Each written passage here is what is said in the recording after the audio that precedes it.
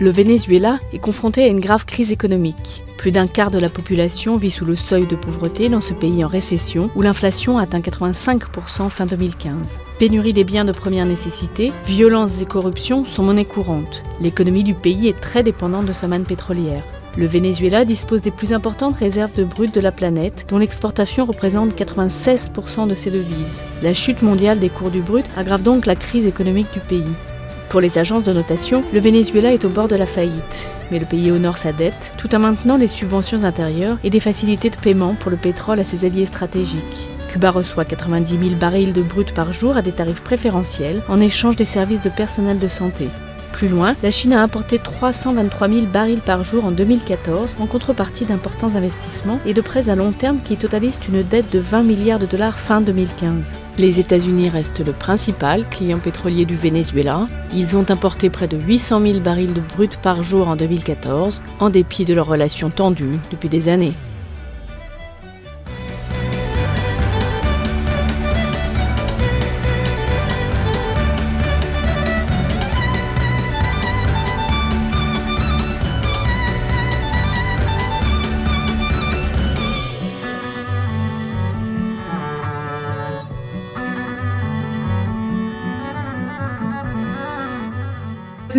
Le dollar y était officiellement interdit comme monnaie de paiement parce que le président de Venezuela, Nicolás Maduro, a beaucoup critiqué le gouvernement des États-Unis. Mais aujourd'hui, la situation est pire et les touristes pourront payer en monnaie étrangère. Mercosur a adressé un ultimatum au Venezuela le passé 14 septembre. Tous les membres du Mercosur ont refusé que le Venezuela prenne la présidence de l'organisation. Cela est dû ne pas avoir un accord économique conjoint. Brésil, le Paraguay, l'Argentine et l'Uruguay ont convenu de lancer un ultimatum au Venezuela pour partager temporairement la présidence du Mercosur. Venezuela est dans une crise profonde caractérisée pour manifestations, pénuries et arrestations. Au Venezuela, ils manifestent contre Nicolás Maduro, le président, parce qu'il est l'une des causes de la crise. Les Vénézuéliens sont désespérés parce qu'ils n'ont pas d'argent, de nourriture et de besoins bas. Ils veulent améliorer l'économie et ils pensent que ça sera possible si Nicolás Maduro quitte le pouvoir. Mais il veut rester président.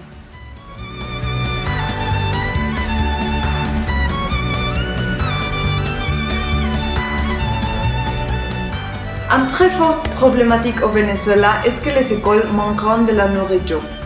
Enrique Capriles, le gouverneur de l'État de Miranda et leader de l'opposition vénézuélienne, a déclaré l'état d'urgence alimentaire dans les écoles. Les autorités vénézuéliennes ont annoncé que le référendum contre Nicolás Maduro n'aurait pas lieu cette année. Mais après janvier 2017, s'il atteint les signatures nécessaires, le CNE aurait un mois pour les vérifier, puis jusqu'à 3 pour convoquer le référendum. Le CNE a précisé que l'opposition devrait réunir 4 millions de signatures les jours 26, 27 et 28 octobre pour organiser la tenue du référendum. Selon les nouvelles, le référendum est l'unique manière de trouver une solution pacifiste pour la crise du Venezuela. Si le référendum est un succès, il générerait des résultats des élections anticipées. Si le référendum n'est pas un succès, il va y avoir des élections en 2019.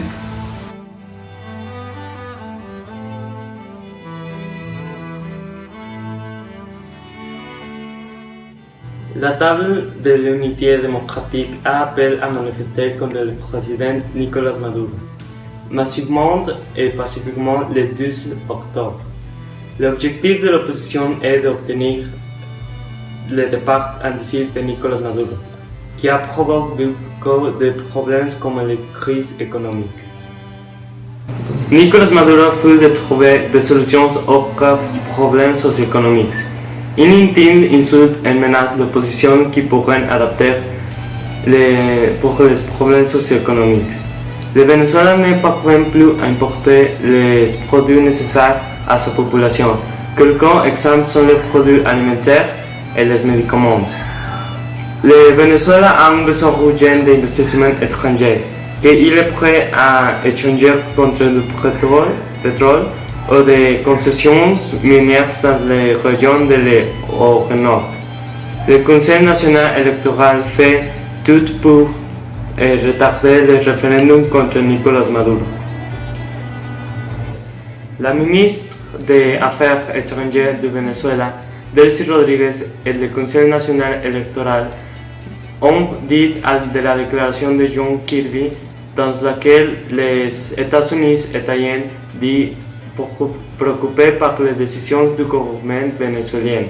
Le CNE a dénoncé cette déclaration américaine qu'il voit comme une ingérence qui dénote son ignorance.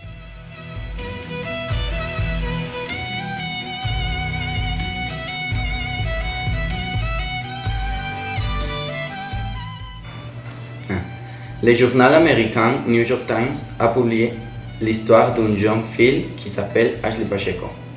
Elle a 3 ans et elle habite à Caracas. La nouvelle nous raconte des problèmes et des stress que les parents d'Ashley ont vécu les derniers mois grâce à la manque de médicaments. Les projections du FMI indiquent que le pays de Venezuela continuera pendant des poids dans la région pendant que le reste d'Amérique latine. Le FMI estime qu'en 2018, la valeur de la monnaie vénézuélienne en base de 11% et l'achat en base de 19%. L'hôpital à Caracas était le meilleur hôpital de l'Amérique latine, mais maintenant il n'y a pas de médicaments. L'hôpital est en mauvais état. Au Venezuela, il y a beaucoup d'enfants qui n'ont pas de nourriture. La crise économique a causé beaucoup de problèmes et le manque de santé est sérieux.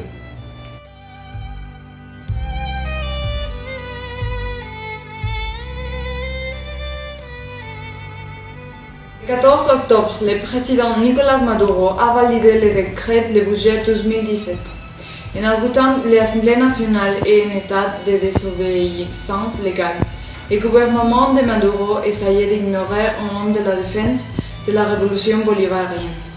Le social-démocrate Henry Ramos Alou a dit « C'est la Cour suprême et le gouvernement Maduro qui violent la loi.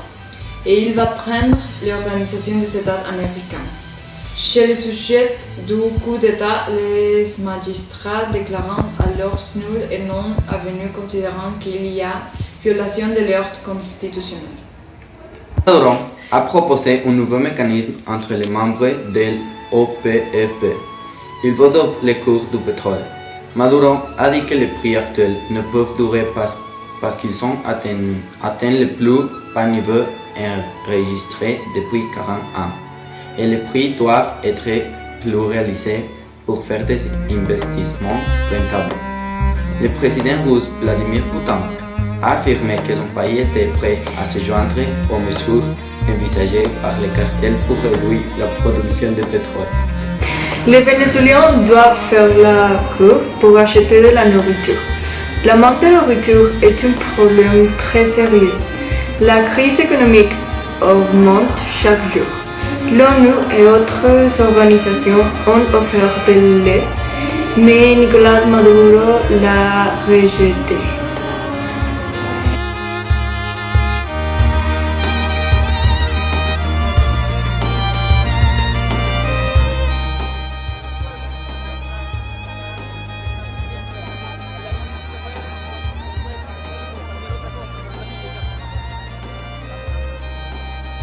Tampoco tengo el dinero para hacerme el tratamiento afuera, porque si tuviera el dinero para hacerme el tratamiento afuera, no estuviera mendigando por eternamente. Yo tengo 2 carreras y fíjate cómo estoy, no vivimos, no me alcanza, cada día estoy que si quito prestado, que si, o sea, no estamos sobreviviendo y es incómodo porque tú te preparaste, te estudiaste, era para que estés bien y no, o sea, estás en esto pues, y en esto y haciendo otras cosas más para hacer milagros.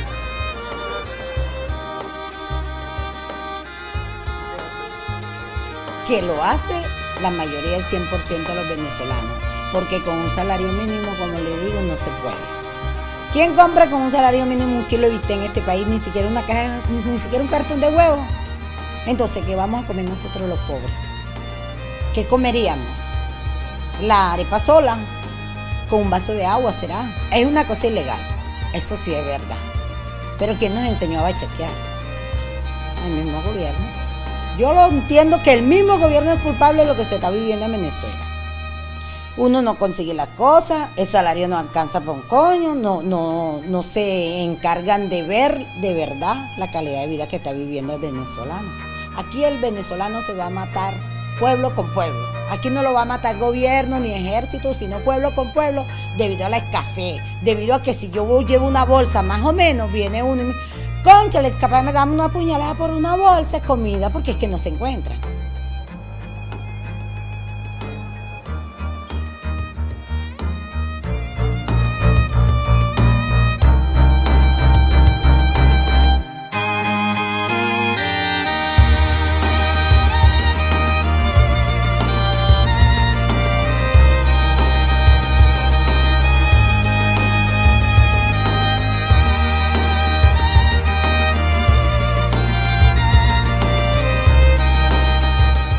L'Angleco avec vous, François Langlais. Bonjour à tous. Le chaos s'étend. Au Venezuela, en Amérique du Sud, le président a déclaré l'état d'exception alors que l'économie du pays s'effondre littéralement. Oui, le pays est au bord de la guerre civile. Une guerre civile qui oppose les partisans de l'actuel président, Nicolás Maduro, révolutionnaire d'opérette et héritier du populiste Hugo Chávez. Et puis l'opposition de droite, de l'autre côté, qui a gagné les dernières élections législatives. Si tout le monde est ainsi déchaîné, c'est que la crise économique s'approfondit, pénuries alimentaires, des queues interminables à l'entrée des magasins, paralysie des transports, disparition des médicaments, grèves incessantes, inflation à 3 chiffres, récession de 10% l'année dernière. Bon, j'arrête là, vous voyez que tout est là. Alors que c'est un comble, le pays possède un sous-sol extrêmement riche avec les premières réserves de pétrole au monde devant l'Arabie Saoudite. Alors expliquez-nous ce mystère, François. Comment peut-on être à la fois aussi riche et totalement en faillite ? Le déclencheur de la crise, c'est justement la violente baisse des cours du pétrole qui a fait diminuer les revenus du pays. 96% des exportations proviennent du pétrole. Mais le fond du problème, c'est quand même l'incompétence du régime et puis la montée de la corruption. Tout a été misé sur le pétrole et au lieu de travailler à diversifier l'économie, les dirigeants ont dépensé tous les dividendes de l'or noir. Alors, pour financer leur clientèle électorale et, il faut le dire aussi, pour tenter de réduire la pauvreté qui a baissé un temps mais qui remonte aujourd'hui de façon dramatique. Pour vous donner une idée, le Venezuela a créé un fonds souverain comme les autres, pays pétroliers. Mais alors que les pays arabes disposent de centaines de milliards de dollars dans leurs fonds, justement pour développer d'autres ressources économiques, le Venezuela n'a plus qu'un seul milliard. C'est un fonds sans fond. La faillite financière menace. Est-ce que ça veut dire que l'appareil de production pétrolier est finalement d'abord mal géré ? Oui, il est géré de façon catastrophique. Là encore, un seul fait. Le pays qui dispose des premières ressources pétrolières est désormais obligé d'importer de l'essence. Les compagnies pétrolières ont été nationalisées par Hugo Chávez lorsqu'il est arrivé au pouvoir en 1999.